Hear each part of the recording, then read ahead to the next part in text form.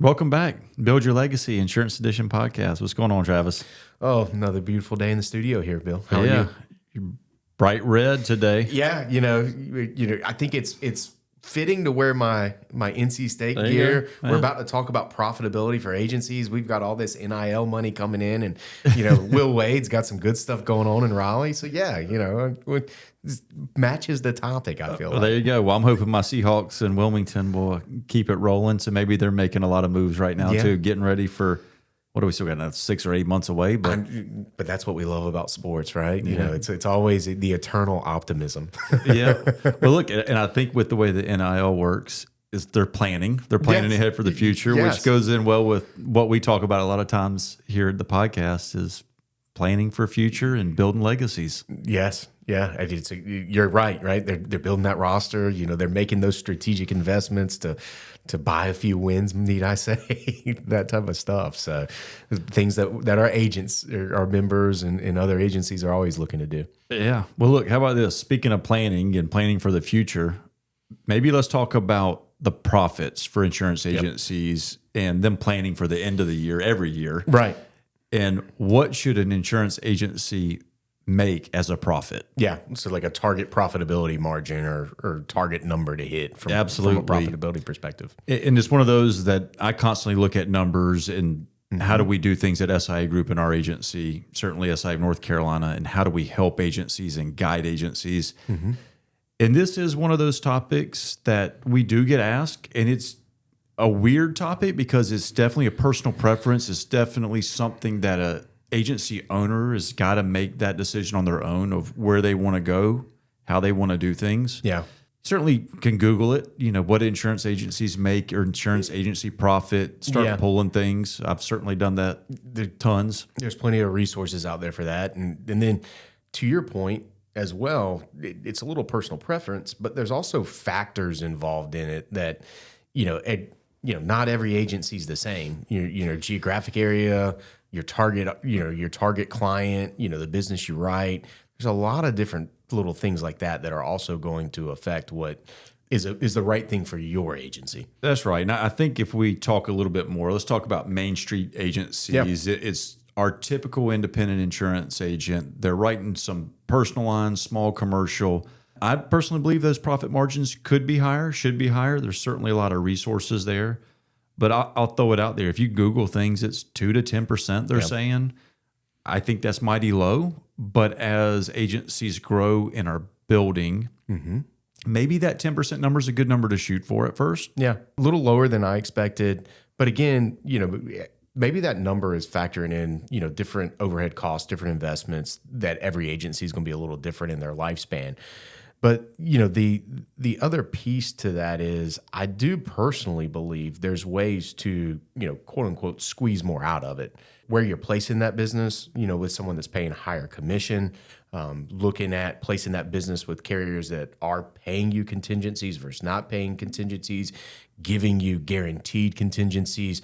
There's a little bit of that maybe you can turn that 10 to 12. That 15 to 18, whatever it might be. Yeah, without a doubt. And maybe we're looking at articles for people that aren't partnered with us. That's so a maybe fair that's point. why it's low. And look, I ran some numbers for some of our current partners, but if we just did simple math here, it's pretty easy for us to get somebody an extra $20,000 of profit sharing because of our SIAA relationship that they wouldn't get on their own if they were $500,000. So a $500,000 revenue agency, we go grab them an extra $20,000. There's 4 points. There's 4 points in growth. So that quickly. Yeah. And that's, as Tom Barrett would say, for some agents, that's life-changing money. That's, that's a big hit to the bottom line in a positive direction. I couldn't agree with you more, Travis, on looking at where you're placing business for not only commission, but for those contingencies. Because if you are squeezing it, and you can get that point or 4, like I just said, now you're at 15, 16. Well, and you've got to look at the bottom line. You've got to look at where that business is going. And oftentimes I see for those agencies that are maybe struggling a little bit more on the profit side of things, it's because they're just trying to write a policy to write a policy. They're not necessarily watching where it's going. They're not really developing that relationship with that carrier. They're not looking at the bottom line, both from a commission and contingency perspective. But the other side of that is, they're not looking at that time to dollar and what they're spending there, and the fact that, hey, maybe next year I'm going to have to rewrite this thing and duplicate my efforts. Yeah, absolutely. And all those things go into affecting that profit margin aspect. If you're writing clients that are calling in and they're calling every agency and they're getting you and you just happen to win, what are their chances of doing the same thing next year to you? And now, are you going to be the cheapest again? So your acquisition cost the first year was high, and then you lose it the second year? But I think that is one of the factors that agents stepping into that principal role, or even existing agencies, that are managing their agency and they're trying to go to that next level where they struggle.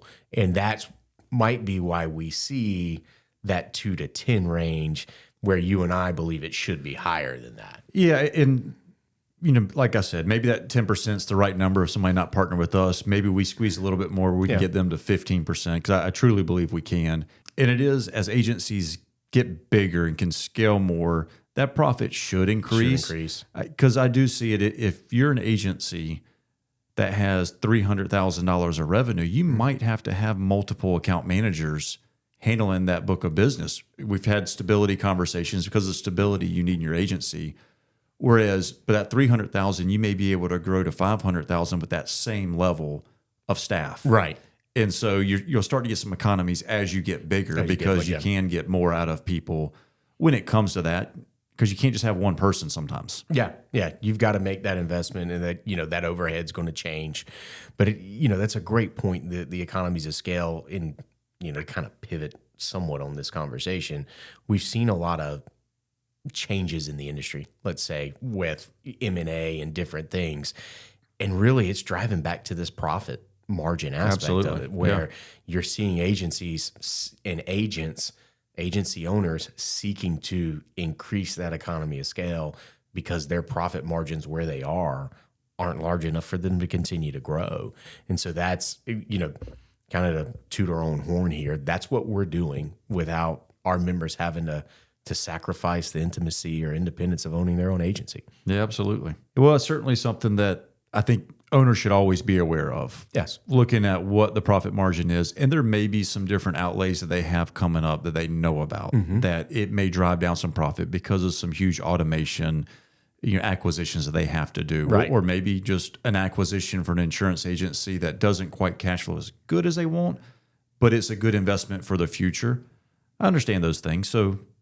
But you got to pay attention to it and understand where your goals are and where you're trying to get to. Yeah, you got to pay attention to it. But if you're doing the right things along the way, and you're managing for that profitability throughout the lifespan of your agency, then ultimately when those outlays come up, you're prepared for it, because you've built in that profit margin ahead of time to make that investment. Absolutely. So, well, we've hit on profit margin. Yeah, kind of where we think, where the internet says people should be. Yeah, that 2 to 10 range, we think it should be higher, but yes, we've hit on it. And then we'll make the comment that we think it's that way because they're not partners with us when they're doing these studies. So if they came over, talked to us, got some different compensation models, changed a little bit of mindset, or opened the door to considering things. We've got ways to help you, squeeze some more out of that, right? That's we can drive some dollars to the bottom line, as we like to say. That's right. Increase that profitability margin. Exactly. Get it like higher double digits than just hitting 10%. Yeah, like reap the rewards for all that hard work you're doing. Awesome. Well, man, I think that about covers it. All right. We'll see you next time. See you, buddy. Thanks for tuning in. You can catch our Build Your Legacy Insurance Edition podcast on YouTube, Apple Podcasts, Amazon Music, Spotify, or wherever you get your podcast. Be sure to subscribe, leave us a review, or send us over a topic recommendation at podcast@SIAofNC.com. If you're interested in learning more about what we do, visit us online at www.siaofnc.com. We hope you enjoyed our newest episode. See you next week.